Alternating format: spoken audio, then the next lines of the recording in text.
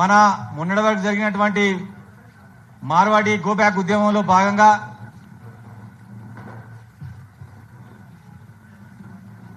మన చాలా మంది యువ నాయకులు మన ఉద్యమాన్ని సపోర్ట్ చేస్తూ అనేక టీవీలలో మాట్లాడడం జరిగింది. అదేవిధంగా మనకు సపోర్ట్ చేస్తూ మేధావులు కూడా మాట్లాడడం జరిగింది. దాని ద్వారా ఇవాళ మార్వాడి గో బ్యాక్ ఉద్యమం అంటే ఏ ఊరికి పోయినా మన ఉద్యమాన్ని కూడా ప్రజలు మొత్తం కూడా స్వాగతిస్తా ఉన్నారు. కానీ ఈ ఉద్యమంలో ప్రధానంగా రావాల్సినటువంటి వాళ్ళు ఎవరంటే ప్రధానంగా మొట్టమొదటిగా ఈ గుంపులో ఉండాల్సిన కులం ఏదైనా ఉందంటే అది మరి ప్రధానంగా మన ఆర్యవైశ్య కమ్యూనిటీ దీంట్లో ముందు వరుసలో ఉండాలి మిత్రులారా.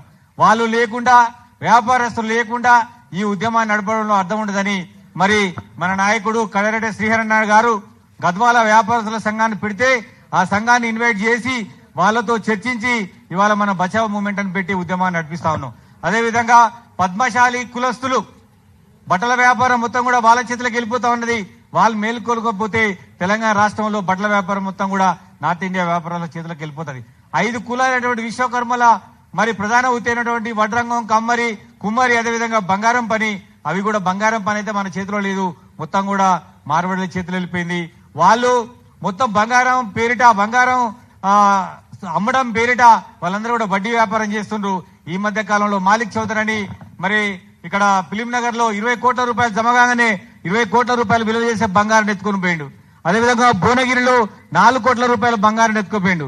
వాళ్ళు ప్రాన్ బ్రోకర్స్ పెడితే మొత్తం కూడా బంగారం షాప్ పేరిట మొత్తం బంగారాన్ని సమీకరించి వడ్డీకి డబ్బులు ఇచ్చి మొత్తం కూడా బంగారాన్ని తీసుకుపోతున్నారు. దీన్ని అరికట్టాలంటే మనందరం కూడా ఏకం కావాల్సిన బాధ్యత మనందరి పైన ఉన్నది. మొట్టమొదటి డిమాండ్ ఒకటే తెలుసు కదా, ఈ రాష్ట్రంలో కొత్తగా ఉత్తర భారతదేశంలో మార్వాడిలో కొత్తగా షాప్ పెట్టొద్దని మనం డిమాండ్ చేస్తా ఉన్నాం. మన అందరికి కూడా ఈ విషయం పైన మనందరికి కూడా ఒకటే అభిప్రాయం ఉంది. ఇక వచ్చిన కాడికి చాలు, తిన్న కాడికి చాలు, సంపాదించుకున్న చాలు. ఇవాళ తెలంగాణ రాష్ట్రంలో కోటీశ్వరులైన మీరు ఇవాళ కొత్తగా ఈ తెలంగాణ రాష్ట్రంలో షాపులు పెట్టొద్దని మనం డిమాండ్ చేస్తా ఉన్నాం. అయినా కానీ మన పైన దాడులు ఆగట్లేదు. దాడులు చేసుకుంటూనే వాళ్ళు రెండో వైపున షాపులు పెట్టుకుంటూ వస్తా ఉన్నారు. పెంట్లవెల్లిలో కావచ్చు, అత్తాపూర్లో కావచ్చు, మరి పార్టీ సెంటర్లో కావచ్చు, ఇట్లాంటి చాలా ప్రాంతాలలో మన వాళ్ళపైన దాడులు చేసుకుంటూనే రెండో వైపున అన్ని చోట్ల వాళ్ళు వ్యాపారాలు పెడుతున్నారు. మన రెండవ డిమాండ్ ఆ పెట్టినటువంటి ఆల్రెడీ ఉన్న షాపులలో నకిలీ దందా, డోర్ నెంబర్ దందా లేకుండా చేయాలన్నది ప్రభుత్వానికి మనం విజ్ఞప్తి చేస్తున్నాం. మూడవ డిమాండ్ ఎవరైతే వాళ్ళు షాపులు పెట్టి ఆల్రెడీ రన్ చేస్తుండ్రో అక్కడ మన తెలంగాణ యువతకు ఉద్యోగాలు ఇవ్వాలన్నటువంటి ఈ 3 డిమాండ్ తోటి మనం ఉద్యమం చేస్తున్నాం. కానీ ఎక్కడ ఇవి పట్టించుకున్న పాపన పోలేదు, ఎవరు వినట్లేరు. అందుకోసమనే రగిలిపోయిన తెలంగాణ యువత ఈ ఉద్యమాన్ని మళ్ళొకసారి చేతిలో తీసుకున్నది. ఖచ్చితంగా దీని ఉద్యమ రూపాన్ని మార్చుకోవాలంటే మనం చేయాల్సిన పని ఒక్క తెలంగాణ బచావ్ మూవ్మెంటే కాదు, జాగో తెలంగాణ కాదు, మాలమానాడు కాదు, అందరం కలిసి మనందరం కూడా జాయింట్ యాక్షన్ కమిటీ కావాలని ఈ సందర్భంగా మీ అందరినీ కోరుతా ఉన్నా. మనతో పాటు ఇక్కడికి వచ్చినటువంటి మన అన్న పెద్దన్న మరి క్రాంతి త్రినేత్రుడు సిపిఐఎంఎల్ రాష్ట్ర కార్యదర్శి అన్న బోర సుభాష్ అన్న అలియాస్ క్రాంతి త్రినేత్రుడు గారికి సుస్వాగతం తెలియజేస్తా ఉన్నా. మనకు సపోర్ట్ గా వచ్చినటువంటి రెండవ పార్టీ సిపిఐఎంఎల్ బోర సుభాష్ అన్న గారి పార్టీ. అదేవిధంగా మిత్రులారా, మనం జాయింట్ యాక్షన్ కమిటీ వేసుకొని పెద్ద ఎత్తున మనం పోరాటం చేయాల్సిందిగా ఈ సందర్భంగా తెలియజేస్తా ఉన్నా. అదేవిధంగా అందులోకి ఏ సంఘాలు వస్తే మీరందరూ కూడా ఆ సంఘంలో జాయిన్ కావాల్సిందిగా కోరుతా ఉన్నాం. ఎవరి జెండా వాళ్ళదే, ఎవరి ఎజెండా వాళ్ళదే, ఎవరి నిర్మాణం వాళ్ళదే, ఎవరి సంఘానికి అధ్యక్షులు వాళ్ళే ఉంటారు. కానీ జేఏసీ ఏదైనా పిలిపిస్తే అందరం కలిసి ఆ కార్యక్రమం చేసుకుందామని తమ్ముడు మరి ఈ సందర్భంగా తమ్ముడు కూడా శ్యామకు సూచన ఇవ్వడం జరిగింది. దాని ప్రకారం అక్టోబర్ 30 తారీఖున మన జాయింట్ యాక్షన్ కమిటీ తరఫున ఇందిరా పార్క్ లో గాని ఎక్కడ గాని ఒక పెద్ద భారీ బహిరంగ సభను ఏర్పాటు చేసుకుందామని కూడా ఈ సందర్భంగా తెలియజేస్తూ దానికి మార్వాడి గో బ్యాక్ గర్జన పేరిట ఆ సభను కూడా మనం నిర్వహించుకుందామని కూడా ఈ సందర్భంగా తెలియజేస్తున్నా. అదేవిధంగా ఆ సంఘం ఆ మీటింగ్ తరపున అన్ని గ్రామాలు తిరిగి మన జాతులను మొత్తం కూడా సమీకరించుకుందామని తెలియజేస్తూ అదేవిధంగా మరి 3వ కులంగా 4వ కులంగా ఈ మొత్తం కూడా ఉత్తర భారతదేశంలో అక్రమ వ్యాపారం చేస్తూ ఇక్కడ 4వ కులం పైన నాయి బ్రాహ్మణుల పైన దాడులు చేస్తా ఉన్నారు.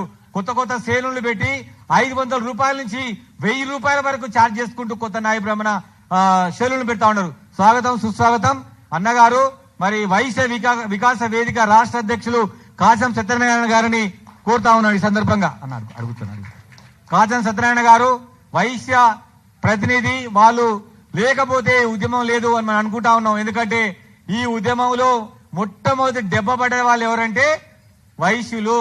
20 సంవత్సరాల క్రితం మొన్ననే చనిపోయినటువంటి సురవరం సుధాకర్ రెడ్డి గారు ఆర్యవైశ్యులను పిలిచి చెప్పిందంట, మిత్రులారా, మరి ఆర్యవైశ్య కిరాణా దుకాణ వాటాదారులారా, మీ అందరికి విజ్ఞప్తి, 20 సంవత్సరాల తర్వాత మీరు మీ కులము మీ కిరాణా దుకాణాలే ఉండవు, వాల్మార్ట్ ఆ మాట ఈ మాట డీమార్ట్లు మొత్తం వస్తాయి, మీ వ్యాపారాలు తెలంగాణలో ఉండవట.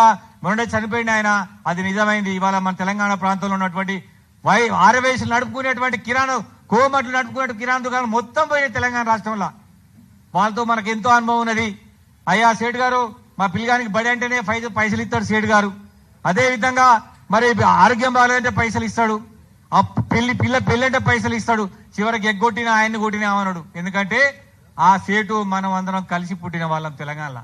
వాళ్ళకు మనకు అనుమతి, మన పెళ్లికి వస్తాడు, వాళ్ళ పెళ్లికి మనం పోతాం. వీడు అసలు మనతో మాట్లాడు, వాడు 30 ఏళ్ళు ఉన్నా ఆయన ఇల్లేదో తెలియదు మనకు. అట్లా కేవలం వ్యాపారం కోసం. ఆ వ్యాపారంలో మానవత్వం ఉండదు, కానీ కోటోల వ్యాపారంలో మానవత్వం ఉంటది. అన్నిటినీ ఆయన మానవ సంబంధాలతోనే ముడిపడుకుంటాడు. అందుకోసమనే మనం వాళ్ళని అంత ప్రేమిస్తున్నాం. వాళ్ళ పక్షాన మనం ఇలా మాట్లాడుతా ఉన్నాం. ప్రధానంగా ఈ 4-5 కులాలు, వర్తక కులాలు, కుల వృత్తులు మొత్తం కూడా ఈ ఉద్యమం రాకపోతే పెద్ద ఎత్తున మన జాతులకు నష్టం జరుగుతుంది. మేము ముందు చెప్తా ఉన్నాం, ఉల్లిగడ్డ తినొద్దన్న నాడే మన ఉద్యమాన్ని ప్రారంభించినట్టయితే అందరం కలుసుకునేటోళ్ళం. ఇప్పుడు కేవలం ఉల్లిగడ్డ ఆయన కొట్లాడదామంటే ఎవరు ఉండరు, అంత వెనకాల భయమైపోతారు.